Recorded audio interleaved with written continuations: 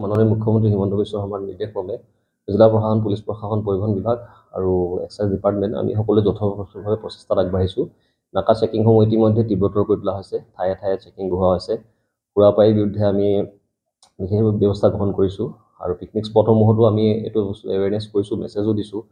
Association যোনটো আছে, bus association হওক, আমাৰ ট্ৰেন্সপৰ্ট এছ'চিয়েশ্যন, তেওঁলোককো আমি মিটিং কৰি পিনে কৈছোঁ যে তেওঁলোকে চালকসকলক সেইটো তেওঁলোকক আগতীয়াকৈ সাৱধানবাণী শুনাব যাতে সুৰাপান কৰি গাড়ী নচলায়। আৰু আমি সেই বাকী চালকসকলকো, টু হুইলাৰ হওক, ফ'ৰ হুইলাৰ হওক, তেওঁলোককো আমি এটা ৰাজহুৱাকৈ মেছেজ দিছোঁ। এই নৱবৰ্ষ আৰু আগন্তুক যি পিকনিক ছিজন চলি আছে, তাতে তেওঁলোকে যেন নিৰাপদে বাহন চলাই সুন্দৰভাৱে নিউ ইয়েৰ আৰু পিকনিক ছিজনটো তেওঁলোকে এনজয় কৰে। আৰু আমাৰ উদ্দেশ্য এটাই যাতে অসমৰ লগতে বাৰু যোৰহাট জিলাটো আমি দুৰ্ঘটনা ৰোধ কৰিব পাৰোঁ, বিশেষকৈ মৃত্যু হাৰ কমাব পাৰোঁ।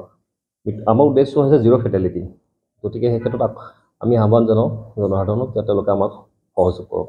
ড্ৰাইভাৰ আছে বা ৰাছ ড্ৰাইভিং যোনে দণ্ড চালক, তেওঁলোকক আমি পালে কেতিয়াবা পালে তেওঁলোকৰ বাহনসমূহ, টু হুইলাৰসমূহ জব্দ কৰাৰ পেৰেণ্টছসকলক আমি কল কৰি তেওঁলোকক আমি এটা কাউন্সিলিং দিওঁ, তেওঁলোকক এটা এলাৰ্টনেছ আমি এটা দিওঁ যে আপোনালোকৰ দায়িত্ব পেৰেণ্টছ হিচাপে আপোনালোকে নিজৰ ল'ৰা ছোৱালীবোৰক মন দিয়ক যাতে এনেকৈ ৰাছ ড্ৰাইভিং কৰি নিজৰ জীৱনটোৰ লগতে আনৰ জীৱন বিপদাপন্ন নকৰে।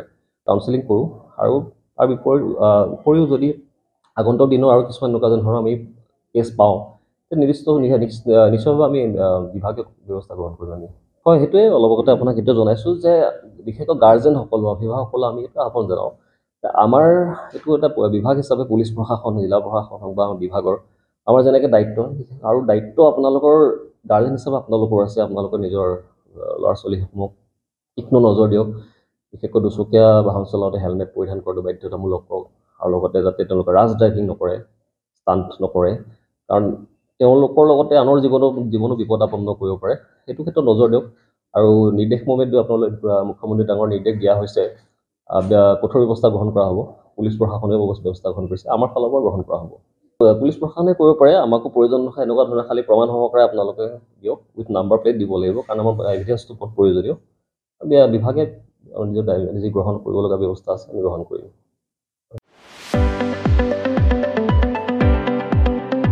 ৰঙাপাৰাবাসীৰ বাবে সুখবৰ।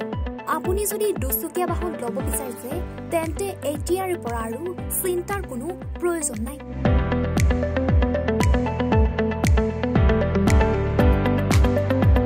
আপুনিও আহিব পাৰে DBP এছ'চিয়েটৰ বাজাজ টু হুইলাৰ ডিলাৰ।